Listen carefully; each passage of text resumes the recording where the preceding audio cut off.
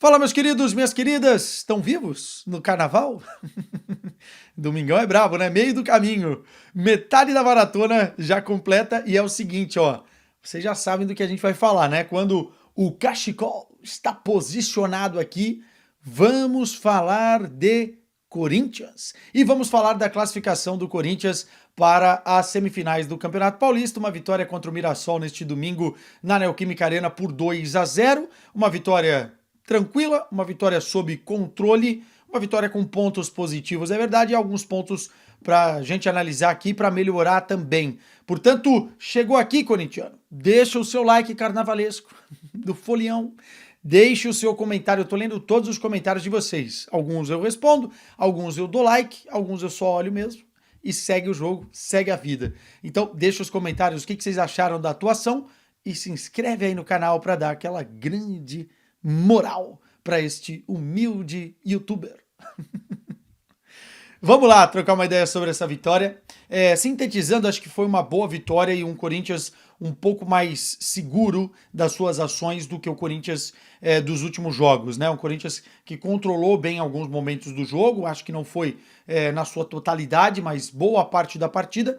E o Corinthians também que teve boas atuações individuais. Para mim, o melhor jogador em campo foi o Memphis Depay, com assistência e também com gol e gerando muitas outras oportunidades. O Romero é um caso para a gente comentar aqui daqui a pouquinho à parte, porque a conexão com a Neoquímica Arena é algo absurdo.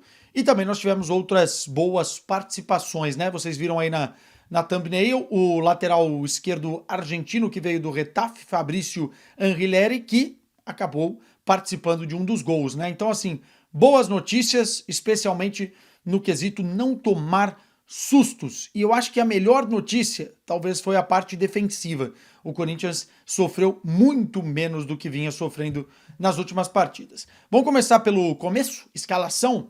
O técnico Ramon Dias colocou em campo um 4-3-3, que eu gosto de algumas peças nesse estilo de jogo. Entretanto, não gosto de alguns posicionamentos, especialmente do Memphis, nessa formatação. E eu já vou explicar por quê. No 4-3-3, ele deixou alguns jogadores no banco de reservas, por exemplo, até para poupar, né?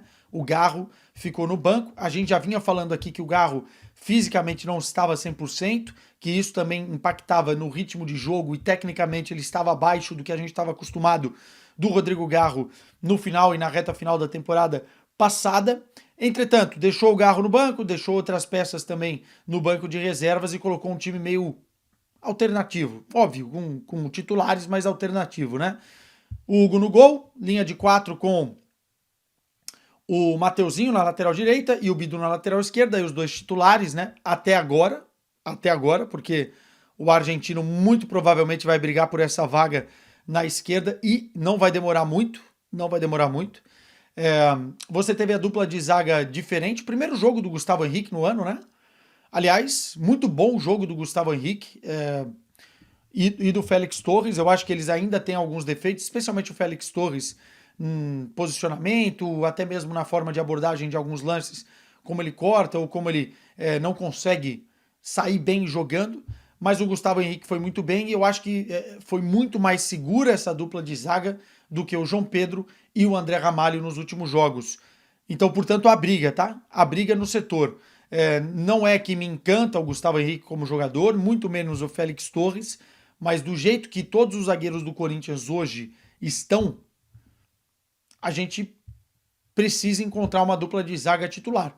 O André Ramalho, pelo final da temporada passada, né, desde que ele chegou, sairia na frente, mas fez um começo de ano muito ruim. Os últimos jogos do André Ramalho são ruins e eu acho que é bom você fazer essa rodagem, testar outros caras, porque senão você vai ficar refém de uma dupla de zaga instável, que foi o caso do João Pedro e o André Ramalho. Não estou dizendo que o Félix e o Gustavo ganharam a posição, estou dizendo que eles fizeram um jogo bem seguro perante aquilo que a gente estava vendo e presenciando, né? No meio-campo, 3 homens, nenhum meia armador, mas esse espaço foi ocupado ora por um jogador, ora por outro jogador do setor, e até mesmo os atacantes ocuparam esse espaço do número 10, né? Que não é 10, o número 8, o Garro ali, ou o Coronado. Coronado nem no banco de reservas por conta de uma lesão, e o meio-campo com Martinez, mais centralizado, caindo pela direita o Carrilho e caindo pela esquerda o Bidon. E lá na frente, o Memphis caindo pela esquerda, o Yuri mais centralizado e o Romero pela direita. O que eu gosto dessa formatação no 4-3-3? Você abre espaço para outros jogadores que têm mais essa característica serem explorados, né? Como, por exemplo, o Thales Magno, que não jogou esse jogo, mas se você acostuma o time a ter uma variação de 4-3-3 e o Ramon vem tentando fazer isso nesse início de ano, você pode criar um espaço para o Thales Magno exatamente naquela posição de ponta esquerda. E eu também gostei da ocupação, espaço de articulador central, né? Do meio atacante ali, que na teoria, no losango que é feito pelo Ramon Dias, sempre vai ter um cara ali. Nesse esquema, alguém precisa ocupar essa posição. Ora foi o Bidon, ora foi o Carrilho, ora foi o Memphis, que saía da esquerda e conseguia fazer esse papel de meia armador, quando o Yuri caía mais para a esquerda e o Romero ficava como atacante pelo lado direito, e ficavam simulando, né, ou emulando essa formação no 4-3-3 para o 4-4-2 com o losango no meio, né? Então o Corinthians com uma variação de jogo. O que eu não gosto? Eu não gosto do Memphis encostado na ponta esquerda. Eu acho que o Memphis é um jogador muito interessante na linha de passe e de ser o homem do último passe, jogando à frente da zaga adversária entre as duas linhas, né? Entre linhas, porque eu acho que ele é muito mais útil perto do gol e perto de ser esse cara da assistência final do que propriamente jogando pela esquerda, porque o Memphis não tem um bom 1 contra 1, não é um jogador de velocidade e explosão pelo lado, e fica muito difícil quando você tem o Bidu por ali, que não apoia como deveria apoiar, ou se apoia, também só vem pedrada para o Memphis em vários momentos. Eu acho que o Memphis é um jogador para cair mais por dentro, não gosto dele encostado na esquerda. Tanto que as principais jogadas do Memphis Depay no jogo foi quando ele ocupou essa zona central, né? O corredor central, entre linhas, como se fosse um meia articulador. Ali ele conseguiu acionar os seus companheiros, ali ele conseguiu fazer com que o Corinthians gerasse mais oportunidades. Então eu acho que o caminho não é jogar o Memphis ali na esquerda, tanto que ele teve que correr para voltar e marcar a lateral do time adversário, né? Isso a gente não pode esperar de um jogador com a qualidade do Memphis. É óbvio que ele tem que dar bote na saída de jogo, tem que fazer o papel de marcação, mas ele voltar praticamente antes da linha do meio campo para receber essa bola de costas, eu acho ruim. Entretanto, no contexto do jogo, nos primeiros 15 minutos, eu não gostei muito do Corinthians. É verdade que o Mirassol é um time com muita qualidade de jogo, especialmente pelos jogadores que tem no meio campo, né? São jogadores que a bola não queima no pé e que eles conseguem controlar a partida se quiserem, conseguem também dar ritmo de jogo, conseguem sair de marcação sob pressão. É um time interessante essa equipe do Mirassol. Então a vitória do Corinthians ela é positiva nesse sentido também. Não venceu qualquer time. É um time que vai dar trabalho para muitas equipes na Série A do Campeonato Brasileiro. Os primeiros 15 minutos, o Corinthians não teve o controle do jogo. O Mirassol conseguiu emplacar uma pressão alta na saída de bola do Corinthians, sufocando o time e ficou com o controle do jogo. Tanto que o Corinthians, nos primeiros 15 minutos, parecia que ia jogar no contra-ataque na Neoquímica Arena, né? E eu acho que muito isso também porque o time estava desconfortável e não ter mais um homem no meio campo. Jogava com o Romero, jogava com o Memphis, faltava aquele cara para cadenciar o jogo, ou quando a defesa quebrava para dominar de costas e começar a sair jogando com mais tranquilidade. Demorou um pouco para esse encaixe acontecer natural e essa formação dar resultado. Só que depois dos 15 minutos, o Corinthians conseguiu se encontrar exatamente com o Memphis ligando na partida. Tem um passe de calcanhar que o Memphis dá para ligar um contra-ataque do Corinthians pelo lado esquerdo, que é muito, muito bonito. E logo na sequência sai o escanteio em que o Memphis bateu muito bem. Aliás, parêntese, o Memphis bateu bem praticamente todos os escanteios, hein? É de se considerar. O Garro bate bem também, mas o Memphis caprichou. Tanto que caprichou que acertou muitos deles e o gol sai exatamente num escanteio muito bem batido por ele. Ninguém foi no Romero, né? Todo mundo de olho nos mais altos, Félix Torres, o Gustavo Henrique. e o Romero surgiu, nem subiu, acho que ele abaixou para cabecear para fazer 1-0. Parêntese para o Romero, vamos falar de Romero. O Corinthians precisa sempre, quando joga na Neoquímica Arena, avaliar a titularidade ou pelo menos a entrada do Romero no jogo com o tempo, porque o Romero tem uma conexão especial com aquele estádio, né, com aquele pedaço do mundo. O Romero vira outra coisa. Se a gente pegar os números, absurdo, cara. 42 gols na Neoquímica Arena. É o artilheiro isolado da história do estádio. Ele é o artilheiro do Corinthians no século. São 66 gols com a camisa do Corinthians. Passou o Jô, né? E um gol de cabeça. Sendo que ele quase fez outro gol de cabeça num outro escanteio bem batido pelo Memphis. Então, assim, o Romero, ele é muitas vezes criticado. Eu acho que ele, quando entra no personagem de ser um jogador melhor do que ele rende abaixo. Vamos falar o que é verdade. Quando ele acha que ele é craque, é aí que eu tenho medo. Mas quando ele é a formiguinha, trabalhadora, marcar saída de bola do adversário, se posicionar muito bem, fazer o simples, ele consegue, dentro da Neoquímica Arena, dentro daquele ambiente, se transformar num jogador letal e fundamental para o Corinthians tantas e tantas vezes. Quantas vezes o Romero não tirou o Corinthians de um problema?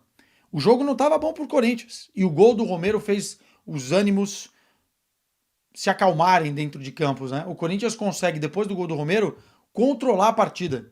E vai criando oportunidades. Vai criando oportunidades dentro da primeira etapa. Enfim, tem uma outra finalização que poderia já ter saído o segundo gol do Corinthians. Acho que o Corinthians controla bem a partida, mas não consegue efetivamente fazer o gol. Isso é perigoso, porque o resultado fica 1-0, mas termina o primeiro tempo em alta, termina o primeiro tempo bem. Um lance do primeiro tempo que chamou bastante atenção é um lance polêmico, que o jogador do Mirassol até reclama muito na entrevista do intervalo, é a entrada do Carrilho no Cleiton, ou no Reinaldo, enfim, em algum jogador que está ali pela esquerda, né? Primeiro lugar, eu não acho que é uma entrada para vermelho, acho que é uma entrada temerária, mas é uma entrada para cartão amarelo, porque no final das contas ele não entra para matar o jogador, entra para tirar a bola e erra o tempo da bola, mas ao mesmo tempo é uma entrada arriscada. Não acho que o Carrilho precisa dar um carrinho naquela zona de campo da forma que deu. Porque assim, era um processo de construção, de saída de jogo do Mirassol, e o carrinho ali não fazia nenhum sentido, o jogador estava de costas, é um carrinho por trás, e se o árbitro, no caso a árbitra, está num dia em que ela tem um critério um pouquinho mais exigente a nível de punição, meu irmão, pode colocar o Corinthians num grande problema. E aí eu acho que o Carrilho não precisa fazer aquilo. Acho que para amarelo, mas correr o risco. E correr risco nunca é uma boa, né? Enfim, na segunda etapa, tem uma finalização do Memphis, que o Muralha faz uma ótima defesa. O Memphis deixa o Yuri numa boa 2 ou 3 vezes. O Yuri perde um gol que o Carrilho estava impedido, acho que o árbitro iria anular, mas é um gol que ele tenta dar de letra e não é para inventar. O cara tá na pré-lista para ir para a seleção brasileira. Faz o simples, Yuri. Faz o simples, cara. Você precisa entender que você não é craque. Você é um bom finalizador e que o Corinthians precisa de ações simples neste momento. Porque estava 1-0, o jogo era perigoso, iria ser anulado o gol caso saísse, mas, pô, bota pra dentro, tentar dar uma letra ali, enfeitar um lance, simplifica, faz o gol. Enfim, e aí, 2 mudanças, tem que dar mérito também pro Ramon Dias, porque ele coloca o Maicon em campo e o Anrileri pela esquerda. E o gol do Corinthians, o segundo, sai exatamente de uma inversão de jogo do Maicon, o Anrileri com muita liberdade vai seguindo, vai caminhando, vai tranquilo por ali, ele olha para a área uma vez, olha para a área outra vez, e ele não dá um cruzamento na área. Ele dá um passe com mel na cabeça do Memphis, que faz o movimento certinho, o Muralha vai mal na abordagem do lance e sai o segundo gol do Corinthians, matou o jogo, 2-0. Ainda teve uma bola do Mirassol, que, enfim, poderia ter pintado o gol, né? Uma bola de cabeça. O Corinthians ainda teve uma outra oportunidade. Gostei muito da entrada do Anguilera em campo. Parêntese aqui. Acho que é um jogador que vai brigar pela posição. Defensivamente ele me parece ser sólido e ofensivamente ele já fez mais que o Hugo, por exemplo, nesse ano, né? Que belo cruzamento, assim, participativo, fez ultrapassagens. É um jogador ainda que vai se inteirar, vai se adaptar à posição, aos seus companheiros, mas é um jogador que chega para ser titular ou para brigar pela sua titularidade junto com o Bidu ali. Eu acho que o Hugo já vai perder muito espaço, porque realmente é um lateral muito, muito limitado em atacar. E o Corinthians precisa, na sua formação, de um cara que faça essa ultrapassagem e que tenha qualidade no cruzamento e no passe, como o Henriler demonstrou ter nessa bola que ele colocou pro Memphis. Vamos falar do Memphis. Cara, o Memphis tomou muita porrada nesses últimos dias. E é óbvio que as cobranças para cima do Memphis elas vão ser sempre muito grandes. Porque ele é o camisa 10 e ele fez questão de ser o camisa 10 pelo valor que ele ganha, porque ele é o craque holandês, o craque do exterior que veio jogar no Brasil, porque ele é um cara extremamente midiático e qualquer coisa que ele fizer vai explodir na mídia. Entretanto, eu acho que o tom de cobrança para cima do Memphis passou do ponto muitas vezes, pelo que eu vi aqui à distância de Portugal durante essa semana.